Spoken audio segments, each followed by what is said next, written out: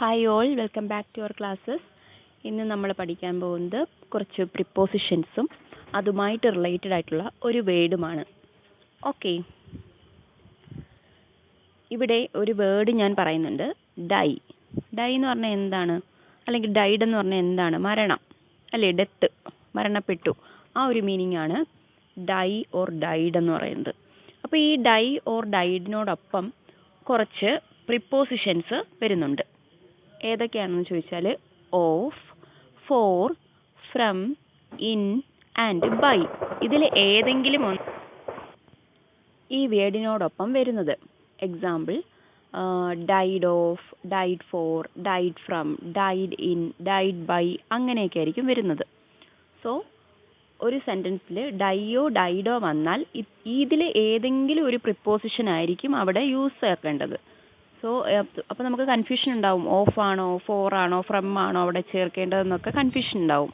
ആ ഒരു കൺഫ്യൂഷൻ നമുക്ക് ഈ ഒരു ഒറ്റ വീഡിയോയിൽ പഠിച്ച് തീരുമ്പോൾ തന്നെ നിങ്ങൾക്കത് ആ ഒരു കൺഫ്യൂഷൻ തീർന്നു കിട്ടും. എന്താണെന്ന് ചോദിച്ചാൽ, ഡൈ ഓർ ഡൈഡിനോടൊപ്പം ആദ്യം നിങ്ങൾ അറിഞ്ഞിരിക്കേണ്ടത് ഇത്രയും, ഈ ഒരു 5 പ്രിപ്പോസിഷൻസ് ആണ്. ഈ 5 പ്രിപ്പോസിഷൻസ് നന്നായിട്ട് കാണാതെ തന്നെ പഠിച്ചു വെച്ചേക്കണം. ഇനി അതിൻ്റെ യൂസേജ് നോക്കാം. ഫസ്റ്റ്, ഡൈഡിൻ്റെ കൂടെ ഓഫ് വന്നാൽ ഡൈഡ് ഓഫ് എന്നല്ലേ പറയുന്നത്. ഡൈഡ് ഓഫ് ഡിസീസിനെയാണ് സൂചിപ്പിക്കുന്നത്. അതായത് ഏതെങ്കിലും ഒരു വ്യക്തി ഒരു രോഗം മൂലം മരിക്കുകയാണെങ്കിൽ നമുക്ക് പറയാം died of. Died of pneumonia, he died of pneumonia എന്ന് വേണമെങ്കിൽ നമുക്ക് പറയാം. വേണമെങ്കിൽ എന്നല്ല, അങ്ങനെ തന്നെ പറയാം. സോ ഡൈഡ് ഓഫ് എപ്പോഴാണ് ചേർക്കേണ്ടത്? രോഗം മൂലമുണ്ടാകുന്ന മരണത്തെ സൂചിപ്പിക്കാൻ. ഇനി അടുത്തത് ഡൈഡ് ഫോർ. ഡൈഡിനൊപ്പം ഫോർ വന്നാൽ അത് നമ്മുടെ രാജ്യത്തിന് വേണ്ടി മരിക്കുന്നതിന് മുന്നേ ആണ് ചേർക്കുന്നത്. ഓക്കെ, അതായത് ഡൈഡ് ഫോർ അവർ കൺട്രി. പട്ടാളക്കാരൊക്കെ എങ്ങനെയാണ് വീരമൃത്യു വരിക്കുന്നുണ്ട്, അവർ നമ്മുടെ രാജ്യത്തിന് വേണ്ടിയിട്ടാണ് മരിക്കുന്നത്. So died for our country എന്ന് നമുക്ക് പറയാം. അവിടെ ഫോർ ആണ് യൂസ് ചെയ്യേണ്ടത്. അടുത്തത് ഡൈഡ് ഇൻ. ഡൈഡിനോടൊപ്പം ഇന്ന് വന്നാൽ അത് കൂടുതലായിട്ടും ആക്സിഡൻറ്റുമായിട്ട് ബന്ധപ്പെട്ട മരണങ്ങളിലാണ് ഉപയോഗിക്കുന്നത്. ഇപ്പോൾ കാർ ആക്സിഡൻറ്റിൽ, ബൈക്ക് ആക്സിഡൻറ്റിലൊക്കെ മരിക്കുന്നവരുണ്ടെങ്കിൽ അപ്പം നമുക്ക് എങ്ങനെ പറയാം?